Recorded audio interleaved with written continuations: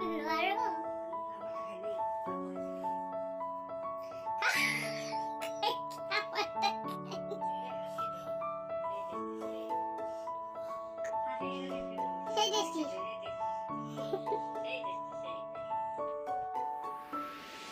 প্রিয় পরিবার কেমন আছে সবাই? আশা করি সবাই ভালো আছে, সুস্থ আছো। আমি অনেক ভালো আছি। কি কারো কি জিভে জল আসছে এটা দেখে?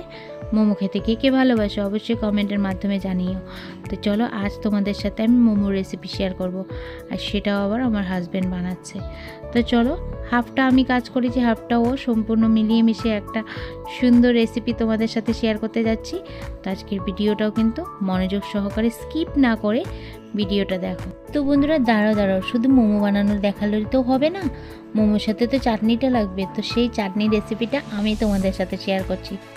তো চলো কীভাবে বানাচ্ছি দেখি। আবার প্রথমে আমি কড়াতে একটু জল দিয়ে দিয়েছি, আর এই জলের মধ্যে এখন আমি কিছুটা শুকনো লঙ্কা আর দিয়ে দিব দুটো কাটা টমেটো। তো এটা দিয়ে আমি একটু বয়েল করে নেব, তার সাথে একটু ধনে পাতাও দিয়ে দিলাম। তো ধনে পাতাটা দিয়ে এটার সাথে একসাথে বয়েল করে তারপর এটাকে একটা মিক্সি বাটিতে দিয়ে সুন্দর একটা পেস্ট করে নেব। দেখো এখানে আমার পেস্টটা করা কমপ্লিট, টমেটো আর শুকনো লঙ্কার। আর এদিকে দেখো কড়াইতে আমি একটু তেল বসিয়ে দিলাম ওই কড়াইতেই। তো একটু পরিমাণে আমি সাদা তেল দিচ্ছি, তোমরা চাইলে কিন্তু মাস্টার্ড অয়েলও বানাতে পারো। তো এদিকে দেখো আমি সবার প্রথমে দিয়ে দিলাম আদা কুচি পরিমাণ মতন, আর দিয়ে দিচ্ছি বেশ কিছুটা রসুন কুচি, তার মধ্যে দিয়ে দিব পেঁয়াজ কুচি। তো আমি দুটো টমেটোর জন্য আমি একটা বড় পেঁয়াজ নিয়েছিলাম। তোমরা যদি পেঁয়াজগুলো ছোট পেঁয়াজটা অনেকটাই পরিমাণে বড় ছিল, সেজন্য আমি একটা বড় পেঁয়াজ নিয়েছি। পরিমাণ অনুযায়ী সব কিছু দেবে, তাহলে টেস্টটা দ্বিগুণ হবে। আর এদিকে দেখো সুন্দর করে এটাকে তেলের মধ্যে লাল লাল করে একটু ভেজে নিচ্ছি। আর এখন দেখো সে বেটে রাখা পেস্টটা ঢেলে দিলাম এর মধ্যে। তো ঢেলে দিয়ে বেশ কিছুক্ষণ নাড়িয়ে চাড়িয়ে এর মধ্যে কিন্তু আমি একটু কর্নফ্লাওয়ার অ্যাড করছি। তোমরা চাইলে কিন্তু এটা কিন্তু একদমই অপশনাল, চাইলে দিতে পারো, না চাইলে নেই। তো স্কিপও করতে পারো, কারণ আমি কর্নফ্লাওয়ারটা দিচ্ছি একটু ঘন ঘন হওয়ার জন্য। তো দেখো এখন মিক্সি বাটিতে যেটুকুন মশলা লেগেছিলো সেটা একটু জল দিয়ে ধুয়ে ওই পরিমাণে একটু জল দিয়ে দিচ্ছি, খুব বেশি একটা জল দেবো না।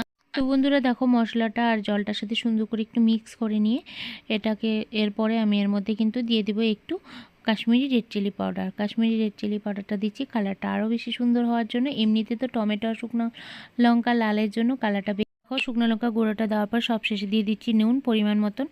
আর এদিকে দেখো দিয়ে দিচ্ছি এখন একটু ভিনিগার। তো এদিকে আমার ভিনিগারটা একদম শেষের পথেই। তো ভিনিগারটা দিয়ে বেশ কিছুক্ষণ একটু নাড়িয়ে চাড়িয়ে নিয়ে, আর ভিনিগারটা দেওয়া হলে না একটু টকটক ভাবটা হয় আর বেশ কিছুদিন থাকে।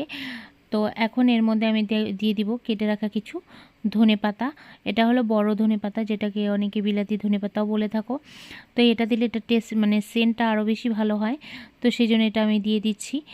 আর এই চাটনিটা কিন্তু আমার একদম বানানো কমপ্লিট হয়ে গেছে। কেমন লাগলো দেখতে বলো অবশ্যই, খেতে কিন্তু দারুণ হয়েছে। আর এটা কিন্তু অনেক দিন তোমরা সংরক্ষণ ফ্রিজে রেখেও খেতে পারবে। তো কারণ কি, এটার মধ্যে ভিনিগার দেওয়া আছে, খুব সহজে নষ্ট হবে না, ফ্রিজে রাখলে তো অনেক দিন চলে যায়। আর এটা দিয়ে চাইলে কিন্তু তোমরা ব্রেডে যেমন পিৎজা সস ওচের কাজটা কিন্তু এটা দিয়ে হয়ে যায়। বেশ খেতে চাটনিটা টেস্টি লাগে, অবশ্যই ঘরে একবার ট্রাই করতে পারো। তো নেক্সট কি করছি সেটা তোমাদের সাথে শেয়ার করি। নেক্সট কাজ আমার বরমশাই করছে। তো চলো মোমোগুলো কিভাবে রেডি করে দেখে নাও। তো সবার প্রথমে আমি কেটে রেখেছিলাম পেঁয়াজ, বাঁধাকপি আর একটু গাজর। এখন দিয়ে দিচ্ছি পরিমাণ মতো নুন আর একটু আজিনামোটো, যেটা ছাড়া মোমো একদমই হয় না। তো দেখো এদিকে মোমোর মশলাগুলো ও একটু ভালো করে কচলে জলটা বের করে নেবে। আর ময়দা মাখানোটা বন্ধুরা কেউ কিছু মনে করো স্কিপ হয়ে গেছে, আমি করতে পারিনি, ওই খুব তাড়াতাড়ি করে ময়দাটা মেখে নিয়েছে। ময়দা কেমন বেশি না, খালি জল দিয়ে সামান্য একটু শক্ত করে মেখে নিলেই হয়ে যাবে। আর এখন দেখো আমি মশলাটার মধ্যে দেওয়ার জন্য বাটার গরম করছি। তো বাটারটা গরম হয়ে গেছে, আর এই মশলাগুলো সবজিটা কিন্তু চিপে জলটা ফেলে দিয়েছে। তারপর এর মধ্যে বাটারটা অ্যাড করে দিলাম। তো বাটারটা দিয়ে বেশ কিছুক্ষণ সুন্দর করে মাখিয়ে নিয়ে চামচ দিয়ে, দেখতে মনে হচ্ছে না যে ভাজা হয়ে গেছে, একদমই নয়, এটা কিন্তু একদমই কাঁচা। আর এটা কিন্তু কাঁচা খেতেও কিন্তু বেশ দারুণ লাগে। তো দেখো এর মধ্যে এখন মোমো ডিশটার মধ্যে সুন্দর করে একটু তেল লাগিয়ে নিল। তেলটা লাগালে যা মোমোটা লেগে যাবে না বয়েল করার সময়, সেই জন্য। আর অবশ্যই কিন্তু সাদা তেল ইউজ করবে, সর্ষের তেল দিলে একদম স্মেলটা ভালো হবে না। তো দেখো এদিকে মোমোর লেচিগুলো কেটে সুন্দর সুন্দর করে বেলে নিচ্ছে একদম পাতলা পাতলা করে।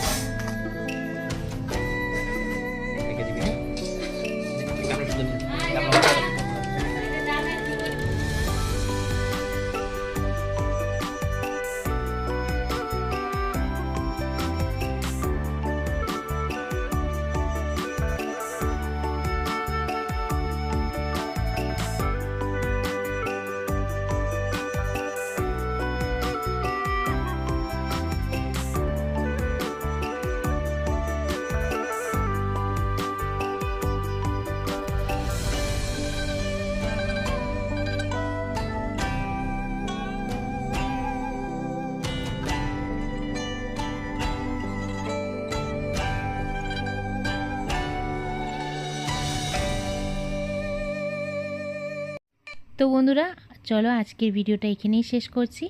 আগামীকাল চলে আসবে নতুন আর একটি ভিডিওর সঙ্গে। ততক্ষণ পর্যন্ত তোমরা সুস্থ থেকো, ভালো থেকো। কেমন লাগলো এই রেসিপিটি মোমোর অবশ্যই কমেন্টের মাধ্যমে জানাবে। জানো তো তোমাদের একটা কমেন্টে আমি অনেকটা উৎসাহিত হই। তো চলো সবার জন্য প্লেটটা বেড়ে নিয়েছি, তোমরাও চলে এসো কখনো মোমো বানিয়ে খাওয়াবো। আর ঘরে কিন্তু খুব কম সময়ে একদম সহজভাবে এই মোমোগুলো তোমরা বানিয়ে খেতে পারো। তো চলো দেশ ও দেশের বাড়ি থেকে যারা আমার এই ভিডিওটা দেখছো তাদেরকে আমার অসংখ্য অসংখ্য ভালোবাসা, অসংখ্য ধন্যবাদ। তোমরা আমাকে একটু সাপোর্ট করে আমার পাশে থেকো, আশা করি তোমরা আমার পাশে থাকবে। তো চলো টাটা, লাভ ইউ অল।